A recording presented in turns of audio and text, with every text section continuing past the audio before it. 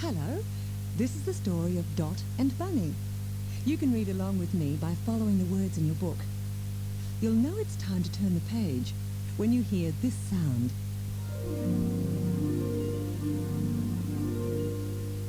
Are you ready? Let's start. Dot curled up in bed to read her favourite book, but her thoughts kept wandering. All she could think about was the little lost Joey belonging to the kangaroo that had rescued her in the bush. How Dot wished she could find that baby kangaroo. It was a dream she often had.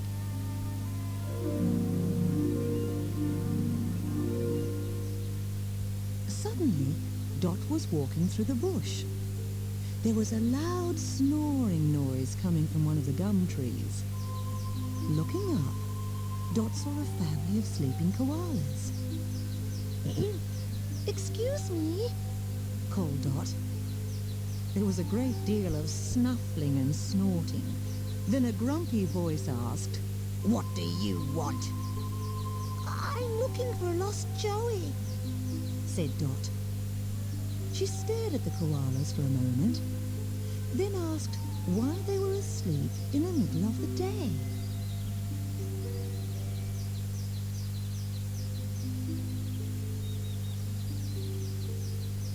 This question was greeted with laughter. "If we slept at night, when would we eat?" asked the biggest koala. He broke off a branch and threw it down to the little girl. A branch of fresh gum tips landed on Dot. "Ugh, yuck! Fancy eating that," she said. "Some people have no taste," said the koala, munching another mouthful.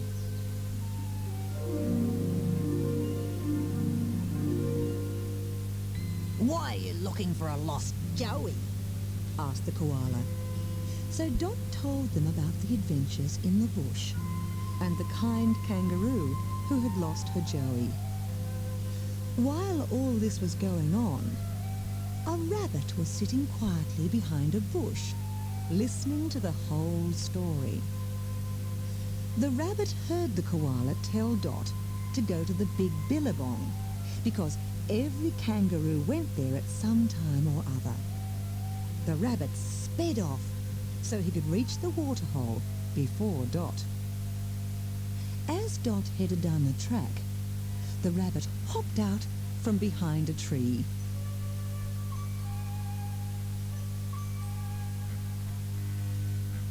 "Oh, I'm just a poor little lost Joey.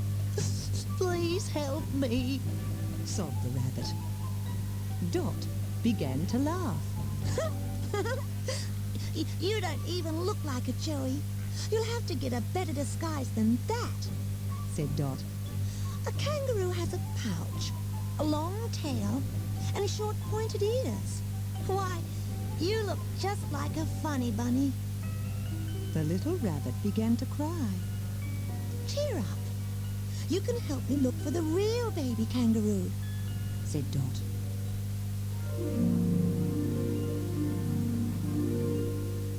Funny Bunny hopped along beside Dot. Then he remembered that he was supposed to be a kangaroo, so he gave a mighty leap. Unfortunately, he landed in the billabong. And that was when Funny Bunny remembered that he couldn't swim. "Help!" he called. "Someone help me!" Dot grabbed him and hauled him back to dry ground. "You really must be more careful, Funny Bunny," laughed Dot.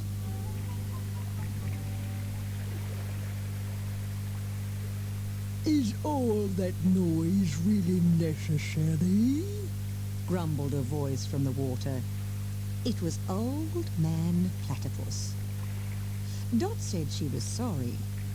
She explained she was looking for a lost Joey. "Have you seen one around this billabong?" Dot asked. "No, not a lost one," replied the platypus. he suggested the best place to search would be Kangaroo Valley, on the other side of Snake Gully. Thank you, said Dot to the platypus, just before the creature dived beneath the water.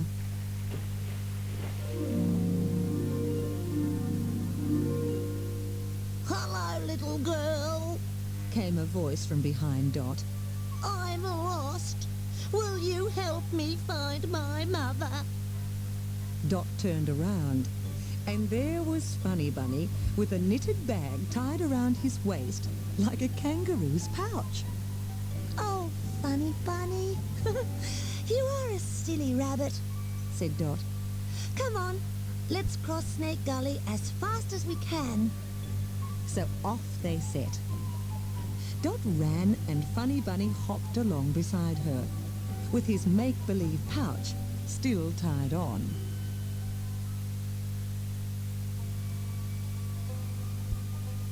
When they reached the valley, the kangaroos couldn't believe their eyes either.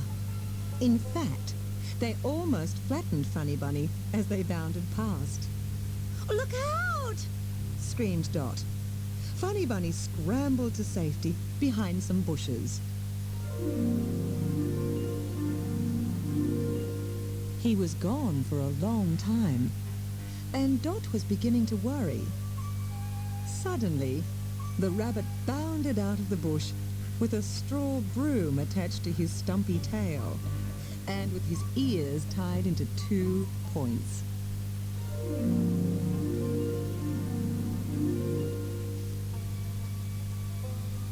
No matter how hard you try, or how much you dress up, you'll always be a rabbit, sighed Dot. She patted him on the head. Come along. We mustn't waste time. We have to find that lost Joey.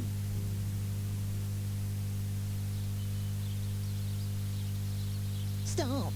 Watch where you're putting your feet.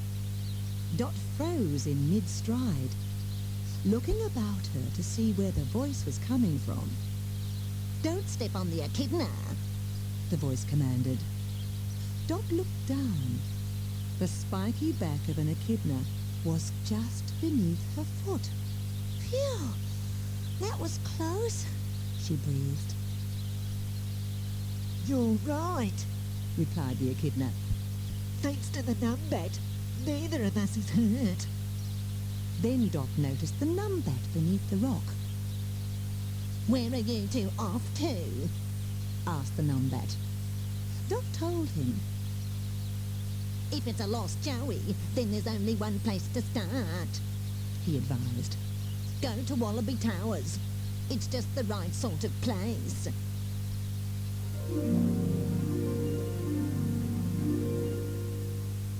Dot turned to Funny Bunny, but that crazy rabbit had disappeared again. Funny Bunny, where are you? called Dot. Then she became aware of a strange creaking sound, and out of the bush tottered Funny Bunny. He was perched high on the top of a pair of very rickety stilts. Here comes a tall lost Joey looking for its mother, Funny Bunny called. The next moment, he was splashing about in the river, and Dot was rescuing him again. As Dot knelt down to untie the stilts, there was a low rumbling sound from above.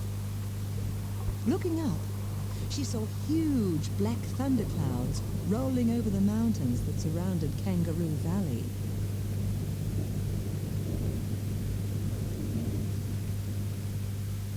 Then it began to rain. The water poured out of the sky, and it seemed as if it would never stop raining. Dot and Funny Bunny tried to shelter under a bush, but the rain was so heavy it made the nearby river burst its banks. Quick! We must climb up the cliff, shouted Dot. They climbed and scrambled and climbed over rocks and around trees. They were very wet and very tired, and it was getting dark.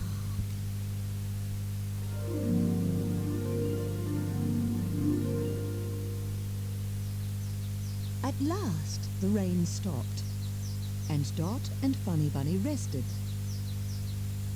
Among the rocks, Dot could see several wallabies. They had reached Wallaby Towers. All around them were dry caves, and the two travellers made their way towards one.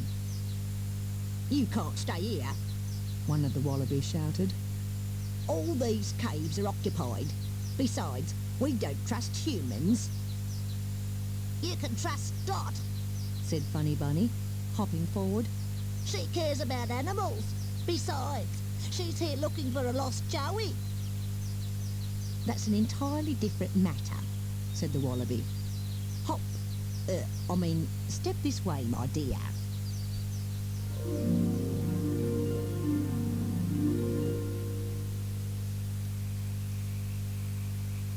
Soon, Dot and Funny Bunny were settled in a warm, dry cave, and both fell fast asleep.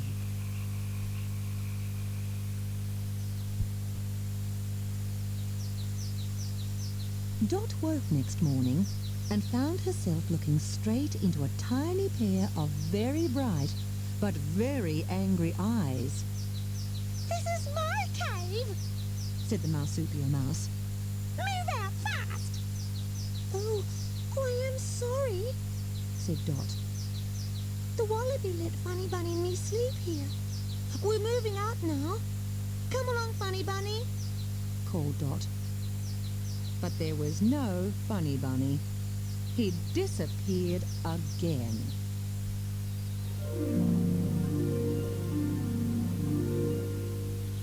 Dot went to the mouth of the cave, but Funny Bunny was nowhere in sight. She stepped out into the sun and realized that it was a long time since she'd eaten. Down the track, she could see a banana tree with lots of ripe fruit.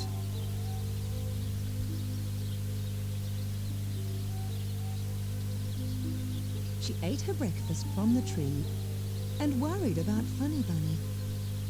What could that silly little rabbit be up to now? Just then, a wallaby came by and told Dot that she'd seen a rabbit heading towards the creek in the valley over the hill.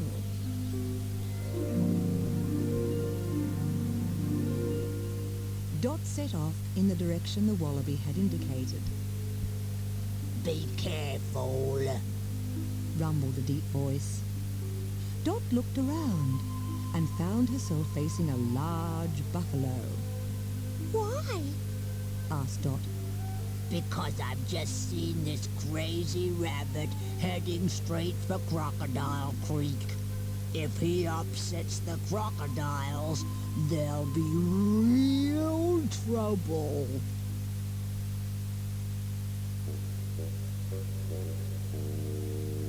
Dot didn't have long to wait before she discovered what the buffalo meant.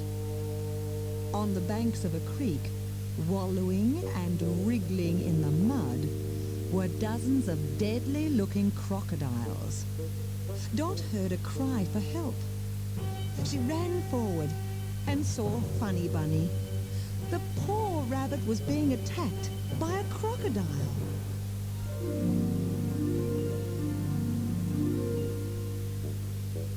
Dot didn't hesitate. Running straight to the crocodile, she stood firmly in front of him. I beg your pardon, but I didn't hear what you said, said Dot politely. The crocodile was so surprised that he stopped swinging poor Funny Bunny. However, he still kept a firm hold on the rabbit's foot. Hmm? He mumbled. It's rude to talk with your mouth full, Dot scolded.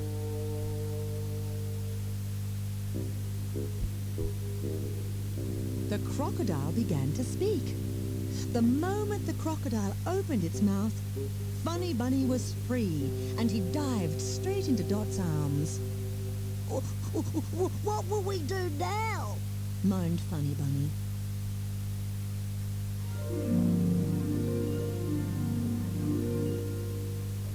Before Dot could answer, there was a great flapping noise, and the next moment, they were being lifted into the air. Thank you, Flying Fox, Said Dot when she recovered her breath. we were in a mess. You should be more careful, scolded the Flying Fox. I hate to see creatures being eaten by crocodiles, even a human. They flew for a long while, and finally landed on Flying Fox Island. The Flying Fox was so exhausted that he immediately went to sleep, hanging upside down from the branch of the nearest tree.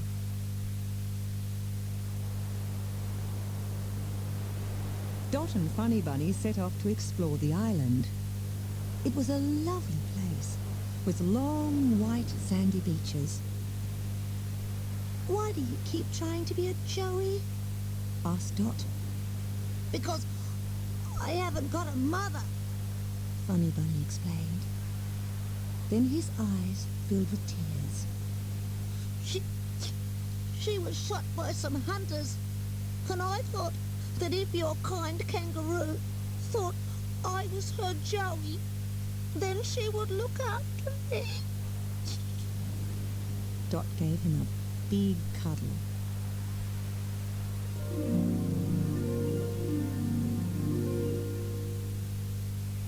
Well, sitting round here won't get us back to the mainland, Said Dot. How are we going to cross that water? It's really no problem. I could give you a ride, Said a large turtle.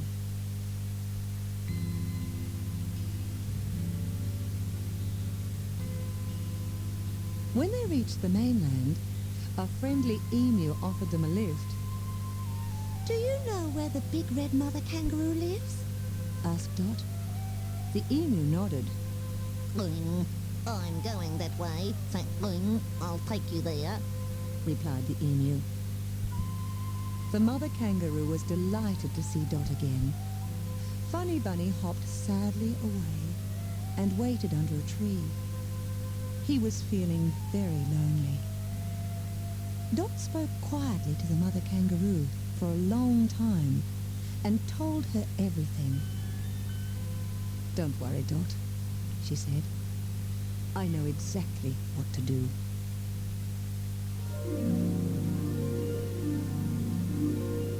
She hopped over to Funny Bunny. "Joey! Joey!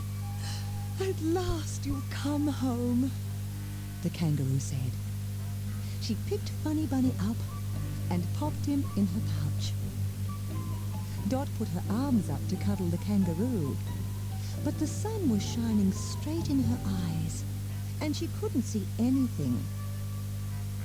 When she could see, she discovered it was her pillow she was cuddling, not the mother kangaroo. It had all been a beautiful dream.